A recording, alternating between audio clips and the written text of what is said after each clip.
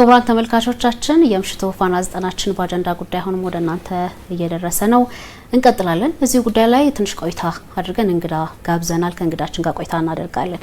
እንግዳችን ኢንጂነር ባየሁ ማሞ ይባላሉ። የቴክኖሎጂ ባለሙያ ናቸው። ከኢትዮጵያ የዲጂታል ጉዞ ጋር በተያያዘ ጥቂት ሀሳብን እንድንለዋወጥ ነው ስቱዲዮ ጋበዝናቸው። አብራችሁን ቆዩ በአክብሮት እንጋብዛለን። እንግዳችን እንኳን ደህና መጡ። እንኳን ደህና ቆየሽ። እንግዲህ ቀደም ሲል በተመለከትነው ዘገባ የዲጂታል ጉዞአችን የኢትዮጵያ የዲጂታል ጉዞ ያመጣ ያለውን ውጤት ለመመልከት ሞክረናል። ባለፉት 8 ዓመታት እንደ ሀገር በኤአይ በሮቦቲክ ቴክኖሎጂ በዲጂታላይዜሽን በርከት ያሉ ስራዎች ተሰርተዋል። እነዚህ መስኮች ለሀገር ህልውና ትልቅ ሚና አላቸው ይባላል። በእርሶ እይታ ቁርኝታቸውን ይነግሩናል ከሀገር ህልውና ጋር? በጣም ነው አመሰግነው። እንግዲህ በፊት በነበረው የአሰራር ሂደትና አሁን ባለው የአሰራር ሂደት ላለፉት 8 ዓመታት የኢትዮጵያ የዲጂታል ጉዞ ሂደት በጣም የሰፊ ልዩነት አለው። ልዩነቱ ደግሞ የሚመጣው ልክ መንግስት ትኩረት ሰጥቶ የሚሰራበት ትልቁ ኤሪያ ሆኖ ዓለም ወደምትሄድበት የቴክኖሎጂ ዘርፍ መሆኑ ነው። እንግዲህ ወጣቶችን ሳይቀር ከ5 ሚሊዮን ኮዶች በላይ ተማሪዎች በላይ ኮድ እንዲያደርጉ እድሉ መፈጠሩ በክቡር ጠቅላይ ሚኒስትር ያን አይነት እሳቤ መምጣቱ በጣም በሚገርም ሁኔታ ማህበረሰቡንም ወጣቱንም ለቴክኖሎጂ ያለውን ርቀት በጣም እንዲጠባ አድርጎታል። በዚህ የተነሳ እንግዲህ ሀገራችን አሁን ካደጉት ሀገራት ተርታ መሰለፍ ብቻ ሳይሆን ከመሰለፍም አልፋ ውጤታማ እየሆነች ነው በልጆቿ በተለያየ መልኩ ማለት ነው። ስለዚህ መንግስት እዚህ ላይ በጣም ልዩ ትኩረት ሰጥቶ መስራቱ የሀገሪቷን የወደፊት መጻኢ ዕጣ ፈንታ በቴክኖሎጂ እጆች ካደጉት ሀገራት እኩል የሚያደርግበት ምዕራፍ ነው የምናየው። ቴክኖሎጂ በደንብ ያገዛቸው ነው ከሚባሉ ዘርፎች አንደኛው የጤናው ዘርፍ ነው። የእናንተ አቡጊዳ ሮቦቲክስ ደግሞ በዚህ ዘርፍ ያበረከተው አንድ መተግበሪያ አለ። ስለሱ በጥቂቱ ይነግሩናል? ያው ምንድነው አቡጊዳ ሳይሆን ያው ጤና ሚኒስቴርና በጤና ሚኒስቴር የተሰራ አፕሊኬሽን ነው። ጤንነቴ ነው እሱ አፕሊኬሽን በጣም ልዩ ምዕራፍ ሰጥቷል።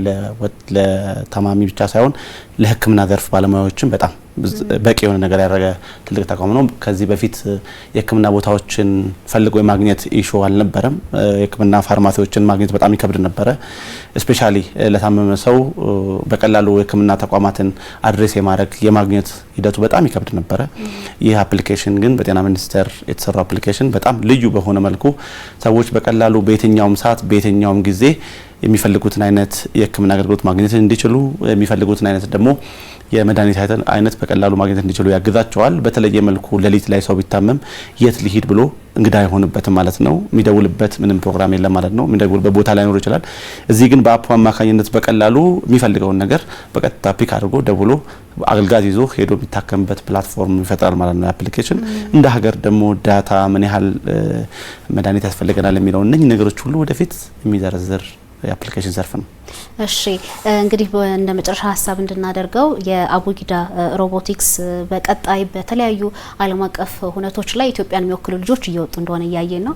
ስለዚህ ይሄኛው ተቋም ቀጣይ ወደ ግሪክ ይጓዛል የሚል ሰምተናል። ስለሱ ጥቂት መረጃ ይሰጡናል? እንግዲህ በሀገረ ግሪክ ሚዮናን ሮቦቲክስ ኮምፒቲሽን በግሎባል ኦሎምፒክ ደረጃ ይካሄዳል። የዛሬ ዓመት ኢትዮጵያ ከተወዳደረችባቸው ዘርፎች ኦሎምፒክ እንደሚባለው በአትሌቲክስ፣ በዋና፣ በውድድር፣ በጂምናስቲክ እነኚህን ሁሉ የሚያካትት የሮቦቶች ውድድር ነው የሚካሄደው። እድሜያቸው እስከ 18 ዓመት ያሉ ወጣቶች የሚወዳደሩበት ነው። በዚህ ውድድር ላይ በጣም ትላልቅ ሰዎች ነው የሚሳተፉት። ትላልቅ ሰዎች የሚገኙበት ስል ትላልቅ ሀገራት የሚሳተፉበት ውድድር ነው። አሜሪካ፣ ካናዳ፣ እንግሊዝ በጣም ትላልቅ ሀገራት ልጆቻቸውን ወደዛ ልከው የሚያወዳድሩበት ነው። ወደ ዛሬ 8 ዓመት በፊት ብናስብ ይሄን ውድድር ለማድረግ በጣም አይታሰብም ነበር። ለዚህ ነው ቀደም ያልኩሽ መንግስት ትኩረት ሰጥቶ እዚህ ፕሮግራም ላይ መስራቱ በጣም ቫልዩ አድርጓል። በጣም የሚደንቀው እዚህ ውድድር ላይ የሚሳተፉ ተማሪዎች የሚወዳደሩት ዓለም አቀፍ ላይ በጣም ሃይቴክ በቴክኖሎጂ ትልቅ ደረጃ ደረሱ ከሚባሉ ሀገራት ተስታ ነው የሚሳተፉት እነዚህ ልጆች። በዚህ ውድድር ላይ አምና አንደኛ ነው የወጡት እዛ ሀገር ሄደው። ይሄ ምንድነው የሚያሳየው? ቅድም እንዳልኩሽ እንደ ሀገር ምን ያህል ስቴፕ አፕ እንዳደግን የሚያሳይ ትልቅ ፕሮግራም። ምክንያቱም አሁን ለልጆቻችን ስልክ ከምንሰጣቸው የሮቦት ኪቶች ብንሰጣቸው ነገ ለምትፈጠረው ኢትዮጵያ ነገ የምታያቸው ኒኩለር አልሾ ነገ የምታየው የተለያየ የሰው ሮቦቶች ብታይ የሚሰራው በሀገር ልጆች ይሆናል ማለት ነው። ቻይና የዛሬ 3-4 ቀን አንድ ሮቦት ዴሊቨሪ ይሰራል። እንደ ድንገት ከመንገድ ይወጣል። ከዛ ሮቦት መዝለል አይችልም እና መንገደኛውን ሰው ባካችሁ መንገዴ ትራኬ ውስጥ አስገቡኝ። እዚህ ያክል ደርሰናል። ሮቦቶች በቢዋይዲ የመኪናዎች ኢንዱስትሪ ላይ ብታዩ በእለት በጣም ከሚመረተው ቢዋይዲ መኪናዎች ውስጥ ከግማሽ በላይ ፐርሰንት የሚሰራው ሮቦት ነው። እና እንደ ሮቦት ውድድር ቅድም እንዳልኩሽ ወደ 5 ሚሊዮን ኮደሮች አሉን ማለት እንደ ሀገር አፍርተናል ማለት እነኚህ ኮደሮች ወደ ስቴፕ ነው የሚሄዱት። አሁን ወደ ሃርድዌር ፓርት ላይ ነው፣ ሮቦት ላይ መርጡ ነው። ስለዚህ የሶፍትዌር ስኪል በመንግስት ደረጃ በደንብ ተሰጥቷል። አሁን ስለዚህ ወደ ሃርድዌር ስንመጣ ደግሞ አገርን ወክለው የሚሄዱ ልጆች አሁን እኛ እንደ በኢትዮጵያ ምን ወዳደር ብቻችንን መሆናችን ነው። እዛ ስንሄድ እንደ ማንኛውም ተወዳዳሪዎች ገብተን ያው ሀገራችንን ወክለን ኢትዮጵያዊ ስለሆንን ብቻ እንደ ኢትዮጵያ እዛ ሄደን ምን ወዳደርበት ነው። ከዛ አሸንፈን ስንመጣ እዚህ ያለው ወጣት ምንድነው ኢንስፓየር የሚያደርገው? ስለዚህ ሀገራችን በቴክኖሎጂ ዘርፍ እየሄደችበት ያለው ርቀት በጣም ከፍተኛ ነው።